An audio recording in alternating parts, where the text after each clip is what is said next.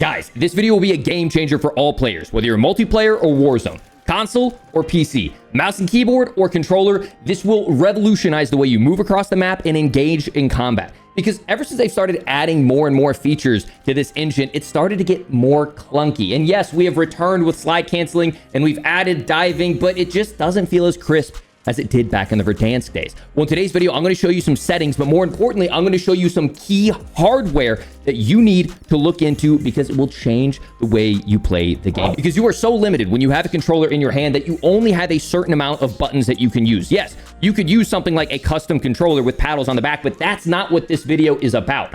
You don't have to go out and spend hundreds of dollars on a new controller or a new custom keyboard. This is something that you may already have laying around your house that we can use to completely change the way we play Warzone in a legal, legitimate, and completely game-changing way. But first, I want to thank the sponsor of today's video, and that is Magic Spoon. It is cereal reinvented. Now, if you're anything like me, cereal holds a special place in your heart. As a kid, it was wake up, cereal. After school, cereal. Before bed, cereal. But we quickly realized as we got older that most of that was pretty horrible for us to be eating on a daily basis.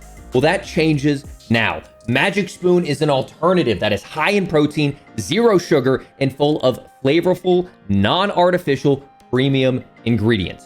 Magic Spoon fits a variety of lifestyles. It's high protein with 13 to 14 grams of protein per serving. It's keto-friendly, gluten-free, grain-free, soy-free, wheat-free, and most importantly, it's delicious. Click the link below to get some Magic Spoon cereal today. You can build your very own custom box with all the flavors you know and love and use code IceManIsaac for $5 off. Whether it's cocoa, fruity, frosted, peanut butter, maple waffle, or even honey nut, blueberry, birthday cake, cinnamon roll, and chocolate chip cookie, you know you're going to find a cereal flavor that you're going to love. And Magic Spoon is so confident in their product, they have the 100% happiness guarantee. So if you're not thrilled, you can send it back, money back, guaranteed, no questions asked. So click the link below or scan the QR code and use IceManIsaac for $5 off, or go to magicspoon.com/IceManIsaac to save $5 off your order today. And a huge thank you to Magic Spoon for sponsoring today's video. So once again, ladies and gentlemen, this is extremely beneficial for both PC and console, keyboard and mouse and controller. And you don't need to spend loads of money. You don't need a fully custom scuff controller, though it is really nice to pair with it. And even if you're a mouse and keyboard player, there are limitations to how much you can do with one hand or even side buttons on your mouse hands. This is if you want to get the most out of your gameplay. If you maybe want to get a little competitive edge on your opponents, it's a game changer, okay? And I'm going to show you what it is. I'm going to show you, more importantly, the convincing thing, what you can do with it, and then I'll show you how to set it up, okay? And if you don't know by now, it is this foot pedal right here. And hear me out, because it will change the way you play the game. Now, some of you might be thinking, whoa, Isaac, foot pedal, streamers, cheaters? No, okay? Since Modern Warfare 2019, this game has supported simultaneous input. What does that mean? It means that you can use both controller and keyboard and mouse at the same time, except for aiming. You can only choose to aim with mouse or aim with your right joystick, but you can take inputs from both devices in terms of movement inputs. So what does that mean? If you're playing with controller, whether it's on console or PC, if you were to plug in a keyboard, if you press the space bar while aiming with your controller, it would cause you to jump. So when we plug in this foot pedal, and I'll show you how to do it here in a moment, it recognizes it as a keyboard, which allows you to do some pretty incredible things that you otherwise were completely limited on beforehand. Now, you might be hesitant. Isaac, whoa, is this cheating? I'm using external hardware to change my gameplay. No, okay? Just like a custom controller, just like a custom ergonomic keyboard or side buttons on your mice, this is you manually inputting these commands. Now, if you were to use a macro or you were to use something like a Cronus that controls recoil for you, that is illegitimate. That will get you banned. But you as a player using a device that you manually are inputting those inputs, that's just simply an ergonomic device that is legal within all terms of TOS, and people have been using foot pedals for years to do things like jump, dive, mute the game, push to talk. It's completely legitimate. You are in charge of the inputs. If you get to the point where you start using something like a Cronus to control your recoil, you should, and I hope you get banned because you are not doing that recoil control. The device is doing it for you. See the difference? All right, let's get into what cool things you can do on both console, PC, controller, keyboard, or mouse with the foot pedal setup. Now, the best part about this is you can change this based off of your playstyle. Whether you have a base controller, a scuff controller, keyboard and mouse, or maybe your just brain is wired a little bit differently, or even accessibility, like if you have disabilities, this will allow you to make changes. And I'm going to show you a few of my favorite ones, but feel free to play around in the settings and find what works for you. Where I think most players will benefit from is this right here. Now, when we go into controller, I've talked about this in the past, go over the gameplay and we go to slide dive behavior. It says tap to slide. So you think you're going to be slide canceling like you were on Modern Warfare 2019 in Verdansk, but you don't. Because as you look at my hand cam, it is not when we tap that we start sliding, it's when we tap and release. So watch, it is not tap, because if I just tap and hold, I dive. It is when you tap and release. And so that makes it oftentimes feel like you don't slide in time, or the slide feels delayed, or it's really sluggish, because it's waiting for, if you hold long enough, it'll start a dive.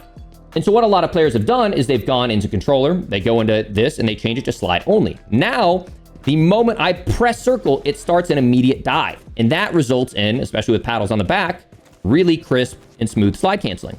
But now I can't dive, and diving is essential. Not even just for Warzone, which is incredible for going across. Sometimes you can't make certain jumps without diving and pulling your parachute. If you jump and pull your parachute, you won't make the jump across the gap. You need to be able to dive parachute in Warzone. But even if you see top level CDL players on multiplayer, guys like Shotzi are diving across the map, and it's causing them to finesse and save their lives in other ways they wouldn't.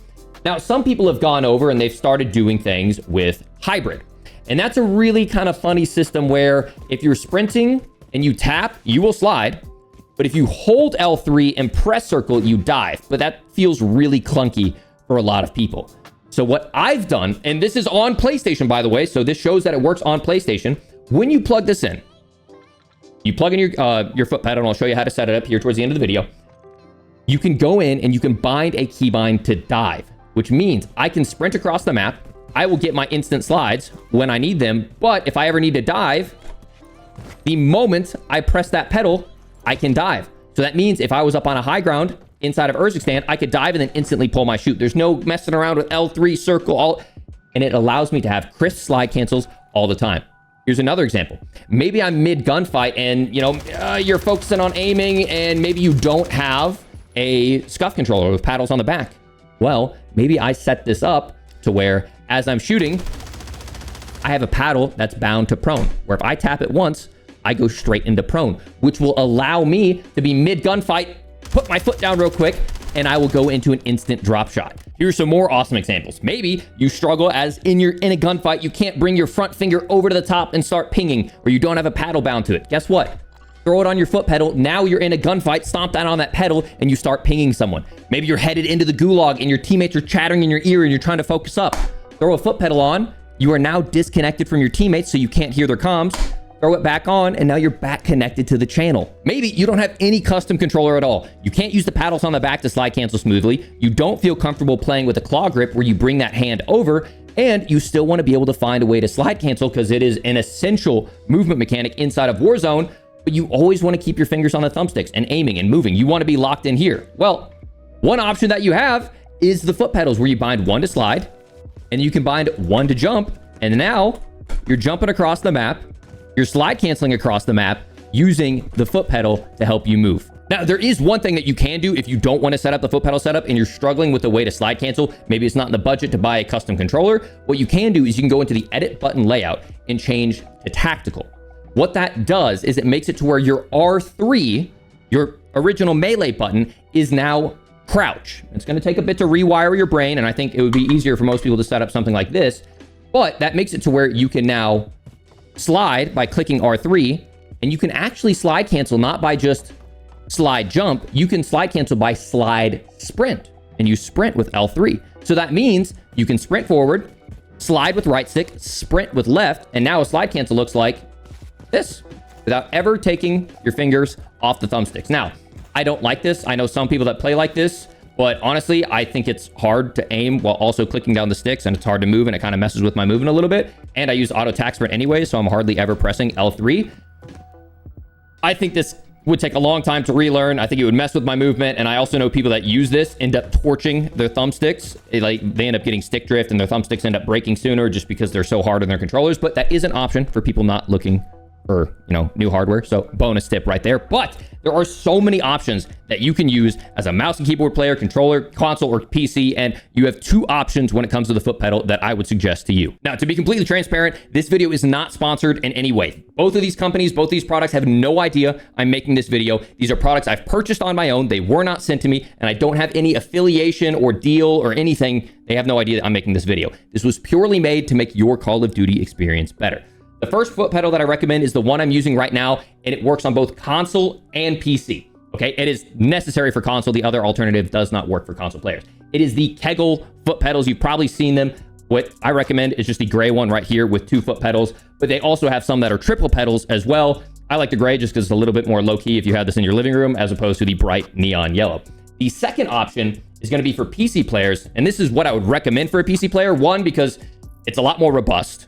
2, it has a lot more capabilities when you put it up to the Stream Deck software. I'll show you that here in a moment. And it has 3 pedals, a left, middle, and right, which I think is pretty cool as well. But once again, this will not work on console. This is only available for PC. If you are setting this up on console, make sure to buy the first option that I mentioned. Now, you might be thinking to yourself, Isaac, is this even worth it? Should I go through all this hassle? Is it going to be a huge pain?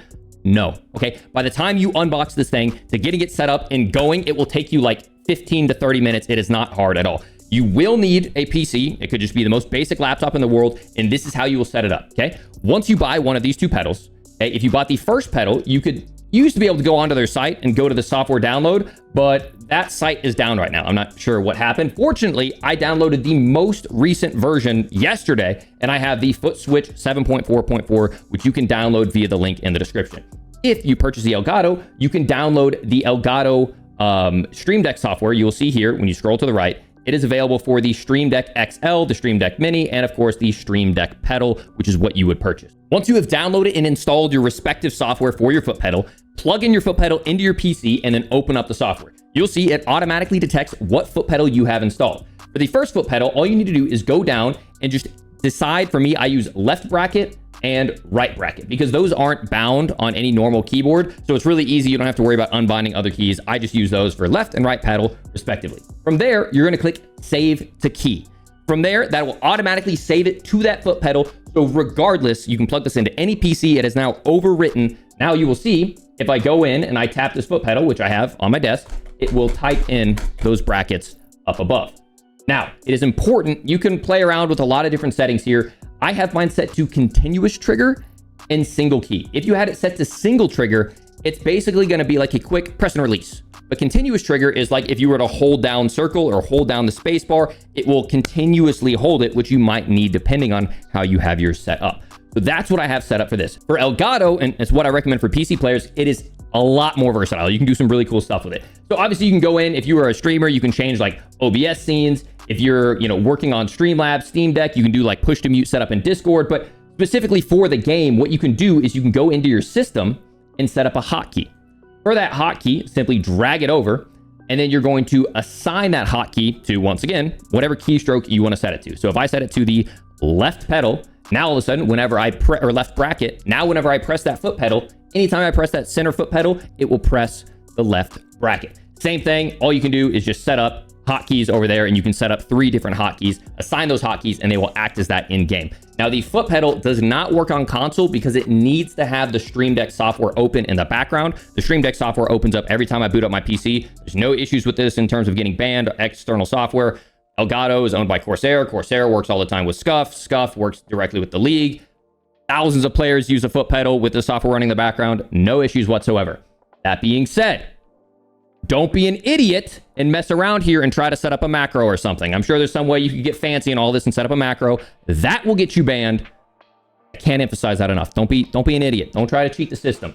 Hey, this is purely a matter of ergonomics, not of rigging the system in your favor. Okay, I'm not going to go down that rant. Now we get to the fun part. Now that you've configured your foot pedal, if you're on PC, you can simply boot up Call of Duty. If you're on console, unplug the foot pedal from your PC, plug it into your console, and boot up your game. You will see now, as a console player, when I go into my settings, I can go over and I now have a keyboard and mouse section. But you will still see my main input is still controller. Okay, I suggest you go into either a private match or go into Plunder, because if you do this inside of the firing range, as you remap stuff, it won't work all of the times.